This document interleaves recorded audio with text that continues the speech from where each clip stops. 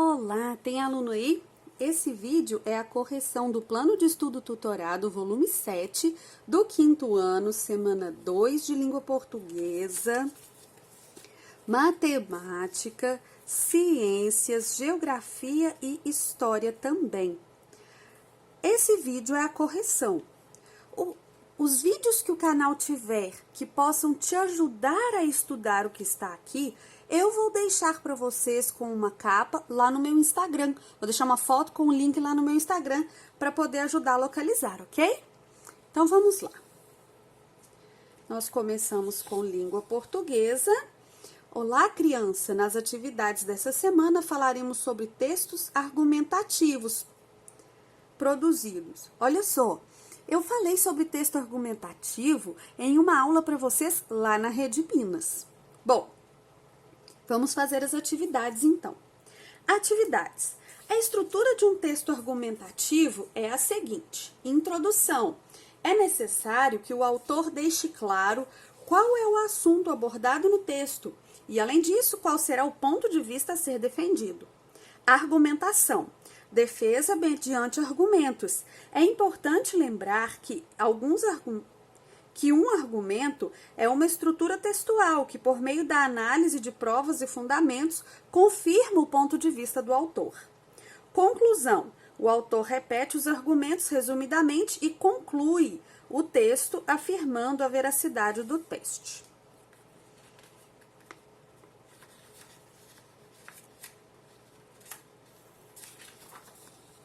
O texto abaixo é um texto argumentativo. O garoto usou argumentos na conversa com sua professora. Responda. Primeiro vamos ler o texto, né, pessoal? Não pude fazer a tarefa porque meu computador pegou um vírus e esse vírus contaminou meu lápis e minhas canetas. Qual é o assunto abordado pelo garoto? A tarefa, né? O não cumprimento da tarefa. Ou a impossibilidade de fazer a tarefa. A impossibilidade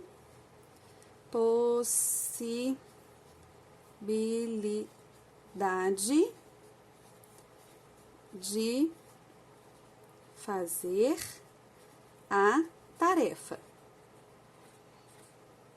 Ele não fez a tarefa e ele quer convencer a professora que ele não pôde fazer a tarefa, não pude. O que ele argumentou com a professora? Que o computador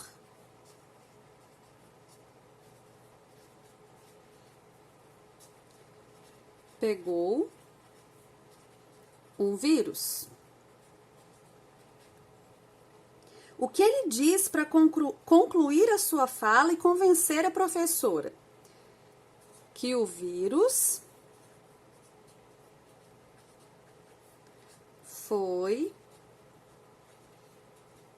transmitido às canetas e lápis. Bom, se ele dissesse que o computador pegou um vírus, justificaria uma parte do trabalho, mas ele poderia ter feito o trabalho manualmente, então ele justifica dizendo que o vírus foi transmitido para os materiais dele. Número 2. A tirinha propõe a reflexão a respeito da força da determinação nas nossas vidas. Segundo o texto, nada incomoda mais quem não faz nada. Nada incomoda mais quem não faz nada do que alguém que tenta fazer alguma coisa. Você concorda com esse pensamento? Reflita e depois produza um texto em que você expõe seu ponto de vista, de forma argumentada, sobre o tema abordado na tirinha. Então, pessoal, aqui tem uma produção de texto a ser feita. Eu não posso fazer por você, né? Mas você vai fazer uma produção de texto falando sobre isso, né? A determinação das pessoas, ele não podia mesmo ter feito o trabalho? Ele poderia ter feito o trabalho. Se ele tivesse determinação, ele encontraria outros meios de fazer o trabalho. Mas produção de texto, infelizmente, eu não posso fazer. Você consegue, vai ouvir que não adianta. Geralmente as pessoas que nunca tentaram, quando for assim, não liga. Nada incomoda mais quem não faz nada do que alguém que tenta fazer alguma coisa. Então, quem não faz nada fica incomodado com quem está tentando e tenta desmotivar. Então, você vai fazer a sua produção de texto falando sobre isso. Agora, as atividades de matemática. Olá, criança! Nessa semana, vamos continuar trabalhando com números decimais. Nos desenhos abaixo, escreva um número decimal. Escreva em número decimal a parte que está pintada. Já fiz um para você. Então, aqui a gente tem, olha, 1, 2, 3, 4, 5, 6, 7, 8, 9, 10. Um retângulo dividido em 10. Quer dizer que cada quadradinho é um décimo. Um décimo pode ser aquela fração que tem 1 em cima e 10 embaixo, mas pode ser também a primeira casa depois da vírgula. Então, aqui a gente tem 0, 1, 2, 3, 4, 5, 6, 7, 8. 8 décimos. Aqui a gente tem 0. Por que é 0, professora? Porque não tem nenhum retângulo colorido inteiro, tá bom? E aqui, décimos. 1, 2, 3, 4. 4 décimos. Aqui já tem 2 décimos, né? E aqui, 0, 1, 2, 3, 4, 5. 5 décimos.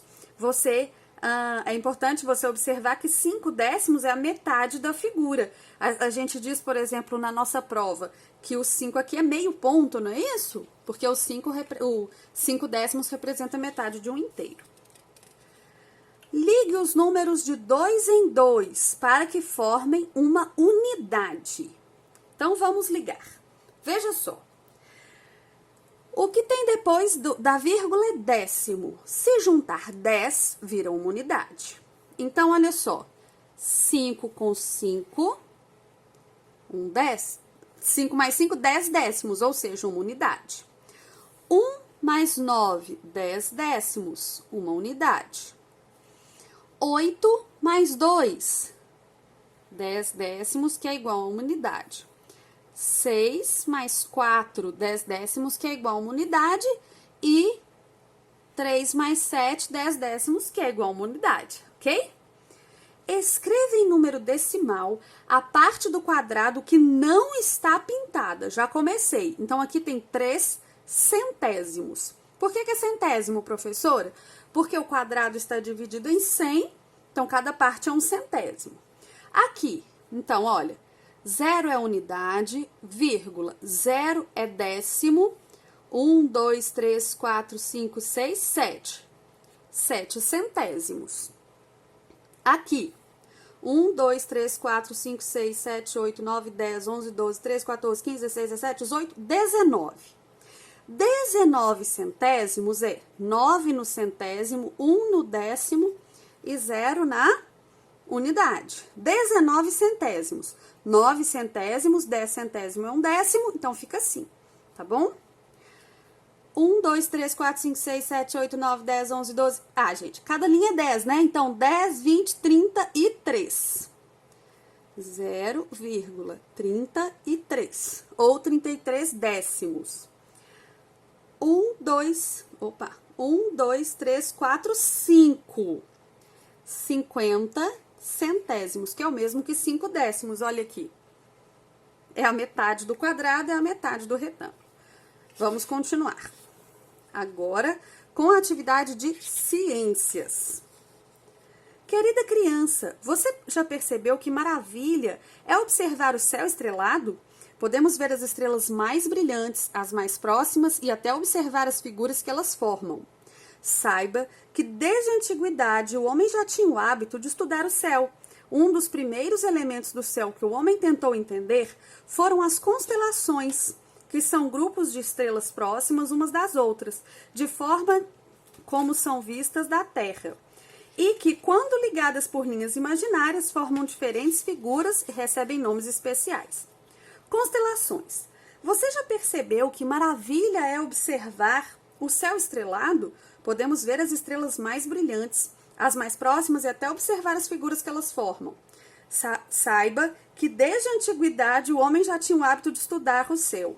Um dos primeiros elementos do céu que o homem tentou entender foram as constelações, que são grupos de estrelas próximas umas das outras da forma como são vistas da Terra, e que, quando ligadas por linhas imaginárias, formam diferentes figuras e recebem nomes especiais.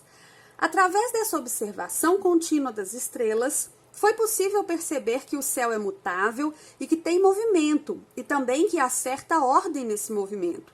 Essa descoberta foi fundamental para o ser humano, servindo de referência para seu cotidiano, como, por exemplo, a época das chuvas, de plantar, de colher, etc. Percebeu também que podia orientar-se através da observação das estrelas. Assim, os povos antigos acabaram percebendo que as estrelas seguem certo arranjo, que persiste de uma noite para outra, sendo possível uni-las através de linhas imaginárias, formando figuras no céu, nas quais procuravam representar os semideuses animais, heróis e suas mitologias, ou mesmo objetos do seu cotidiano, caracterizando assim as constelações. Na verdade, essas constelações não existem realmente, pois as estrelas que a compõem estão em diferentes distâncias de nós. Mas como as vemos como se estivessem coladas, no céu é possível estabelecer essa relação. Atualmente, as figuras formadas pelas constelações não têm mais valor nos estudos da astronomia. O que importa agora é defini-las em regiões bem demarcadas na esfera celeste, sendo que uma das finalidades é facilitar a localização dos corpos celestes dentro de uma determinada constelação. Assim, temos agora 88 constelações, as quais têm seus nomes padronizados em latim. Essas constelações podem ser agrupadas segundo sua posição relativa às principais referências, ou seja, o equador celeste, o hemisfério celeste norte-sul e a eclíptica. Desse modo, nós temos as constelações equatoriais, boreais, austrais e zodiacais. Não confunda astrologia com astronomia. A astronomia é o estudo, é a ciência que estuda o universo dos corpos celestes, como fim de situá-los no espaço e no tempo e explicar sua origem e seu movimento. Já a astrologia é uma doutrina ou prática com o objetivo entender a influência dos astros nos acontecimentos e na vida das pessoas, traçar suas características psicológicas e seu destino, portanto, são diferentes. Nos dois estudos, utilizamos o termo zodíaco, só que para a astronomia, esse termo significa zona circular na esfera celeste que forma a faixa sobre a qual se movem o Sol, a Lua e os planetas em órbita. Já para a astrologia, é a representação de uma circunferência onde estão colocados os planetas, de forma como se representavam no céu no momento do nascimento do assunto estudado, que pode ser uma pessoa, cidade, país, etc., formando o mapa astrológico da pessoa ou evento. Na circunferência estão divididos em 12 signos zodiacais: Áries, Touro, Gêmeos, Câncer, Leão, Virgem, Libra, Escorpião, Sagitário, Capricórnio, Aquário e Peixes. Atividades. Observe a imagem e responda as questões. Qual é o nome da constelação representada na imagem? É o Cruzeiro do Sul.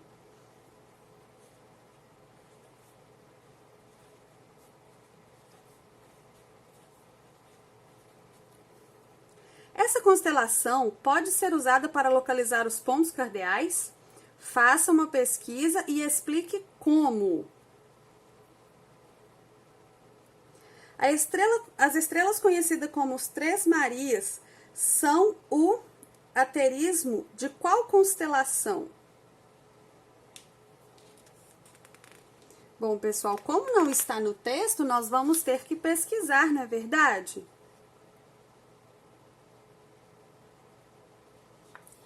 Vamos ter que pesquisar. Vamos lá.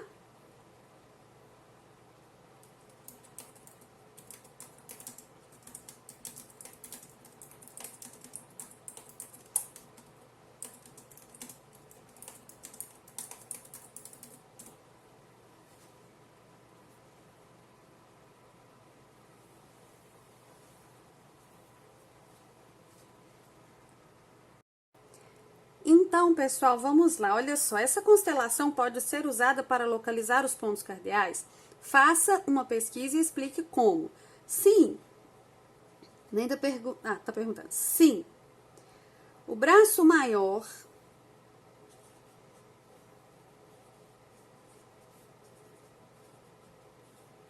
da cruz, a haste da cruz, né? Aponta para o sul. As estrelas conhecidas como os Três Marias são asterismos de qual constelação? Constelação de Órion.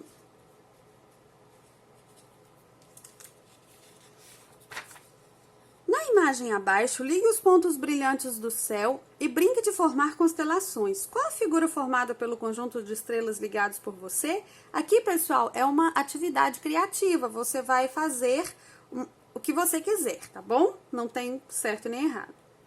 Qual seria a importância do aparecimento dessa constelação no céu noturno para a comunidade da qual você faz parte? O que sinalizaria?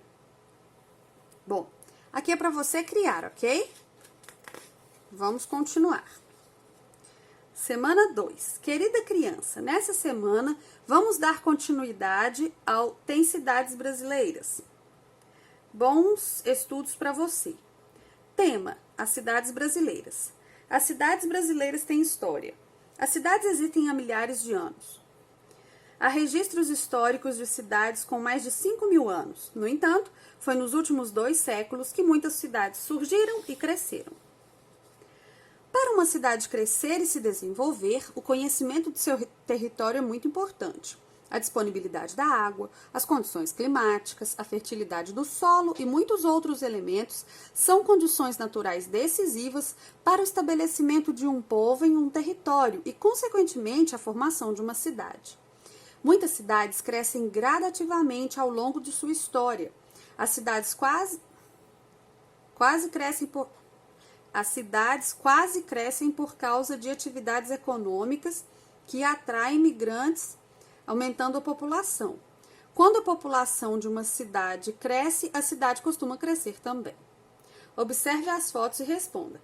Belo Horizonte, Praça Raul Soares, década de 70. Belo Horizonte, Praça Raul Soares, hoje. De qual década é a primeira foto e a segunda?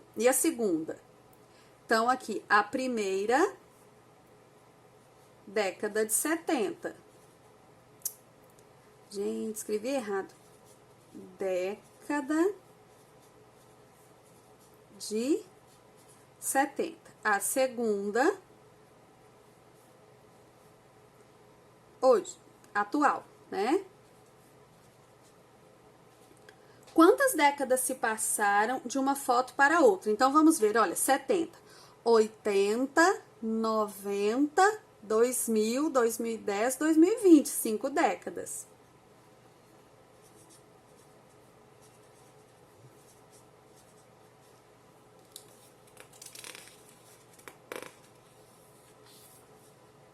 Quais elementos podem ser identificados nas duas fotos? Praça e prédios. Descreva as diferenças entre as imagens, destacando as alterações na paisagem ao longo do tempo. Na imagem 2, há mais prédios e mais movimento aqui nas ruas também, né?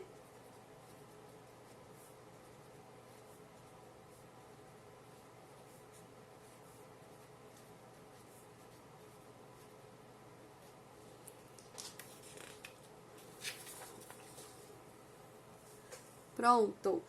História. Olá, criança! Hoje vamos retomar o que estudamos na semana passada sobre a riqueza cultural brasileira. Para isso, leia os textos e realize as atividades propostas. Leia o texto sobre o ritual da tucandeira e, se possível, assista ao vídeo sugerido. Reflita, se você tivesse nascido na tribo dos povos Sateremauês, passaria pelo ritual da tucandeira? Converse com seus familiares sobre isso. Atividades. Leia o texto abaixo, circule as palavras desconhecidas e registre seu significado de acordo com o texto nas quais estão inseridas. As muitas línguas do Brasil. Você consegue contar quantas línguas são faladas no Brasil? Se você pensou só no português, é hora de repensar sua resposta. Em um país grande como o nosso, onde diversas culturas nascidas aqui ou vindas de outros lugares dividem o território, é natural que as pessoas se comuniquem em diversas línguas. Mas essa diversidade nem sempre é reconhecida. Por isso, especialistas do Instituto do Patrimônio Histórico e Artístico Nacional, IPAM, resolveram criar o Inventário Nacional da Diversidade Linguística, INDL, um documento que registra e descreve os idiomas falados em nosso país. Por enquanto, o inventário inclui 3 línguas. O italiano, uma variação do italiano trazido do norte da Itália para imigrantes e falada no Brasil por seus descendentes. O azurini, do Trocará, uma língua da família Tupi-Guarani, falada por indígenas azurini, e o Guarani-Mbiá, língua falada por indígenas em grande parte do nosso litoral. Há projetos em andamento para a inclusão de outras línguas faladas por grupos formados a partir da imigração, línguas indígenas e até línguas de sinais. Número 2. Leia os textos abaixo e sublinhe as informações mais importantes. O Censo Demográfico 2010 indicou que os indígenas de 5 anos ou mais de idade que eram falantes de línguas pertencentes ao tronco linguístico Macro-G correspondem a 8,15% dos indígenas e falantes da língua do tronco Tupi, 12%. Na localização do domicílio observaram-se diferenciais significativos, em função do percentual elevado de não falantes de nenhum tipo de língua indígena fora das terras. Contudo, as línguas do tronco tupi eram as mais faladas, tanto dentro quanto fora das terras. A língua declarada com maior número de falantes indígenas foi a língua ticuna, tanto dentro quanto fora das terras. As variações na lista de 15 línguas com maior número de falantes para os residentes na terra indígena e foram delas... Só um minuto. As variações na lista de 15 línguas com maior número de falantes para os residentes nas terras indígenas e foram delas foi a presença das línguas Yanomami, Kayapó, Guarani, Nhandeva, Kaxinawá para os residentes nas terras. Enquanto fora das terras, as declarações de língua Guarani-Mbiá, Pataxó, Wapixana e Baniwa. Responda de acordo com o gráfico. Vamos ver o gráfico aqui então. Gráfico, distribuição percentual de pessoas indígenas de 5 anos ou mais de idade por localização de domicílio, segundo a condição de falar língua indígena. Brasil 2010. Então, olha só. Olha a quantidade de gente que não fala língua indígena fora das terras indígenas e nas terras indígenas também. E aqui a gente tem, né, dentro das terras indígenas e fora delas. Vamos ver então. Responda de acordo com o gráfico. Em 2010, qual percentual de indígenas falavam a língua Macro-G em suas terras? Então, olha aqui, Macro-G, 13,2%. É muito pouco, né? Dentro da terra indígena é muito pouca gente falando a língua indígena. Em 2010, qual percentual de indígenas falavam a língua Macro-G fora de suas terras? menos ainda 1,9.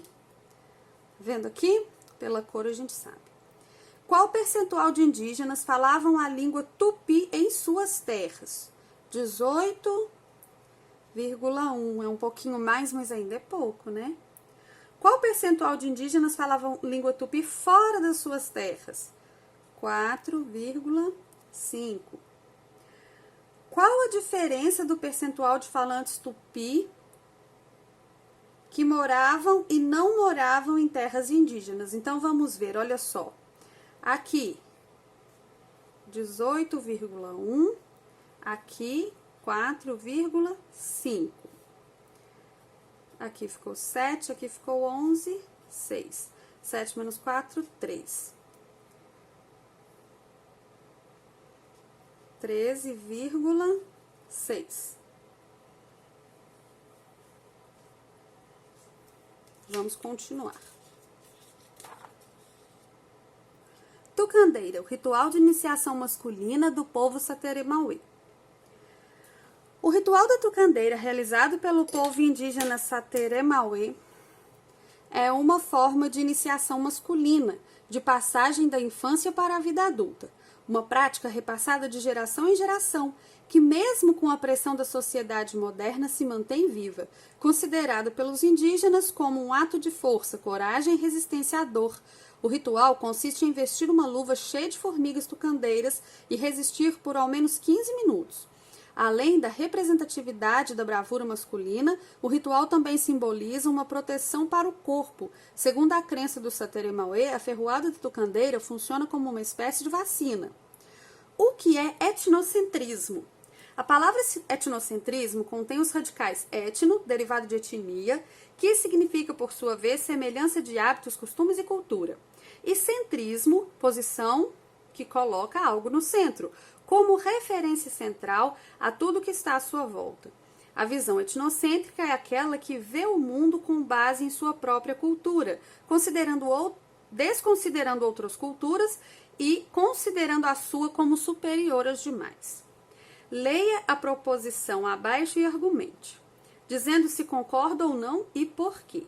O etnocentrismo é a visão preconceituosa formada sobre outros povos, culturas, religiões, etnias. Quem é etnocentrista julga inferior uma cultura diferente da sua. Aí aqui, olha só, raiva não, fico com pena. Quem tem preconceito no fundo também sofre. É mais uma vítima da própria ignorância. Então, pessoal, olha só.